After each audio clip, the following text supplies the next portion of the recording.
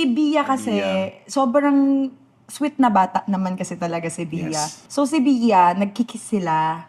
So ako yung parang tinarget ng tao na parang hindi mo pinoprotektahan yung anak mo, ganyan-ganyan. Tapos naging issue sa amin kasi sinabi ko kay Ray kung ano na yung mga nababasa ko na parang nagiging masamang nanay ako bigla dahil Naapektuhan yung sinasabi relasyon po concern namin. lang daw. So naapektuhan yung relasyon naming dalawa. Sinabi ko sa kanya na, Daddy, laylo na muna yung pagkikis, ganyan. May one time na gusto i-kiss ni Bia si Ray. Pinipigilan naming dalawa. Yung mata mukha niya, ng grabe. bata, grabe. Feeling Para niya siyang feeling niya na-reject siya. Tapos sumasagot siya, pero yung mata niya umiiyak na. Kasi hindi pa makomprehend ng... Nung niyo bata. mapaprocess.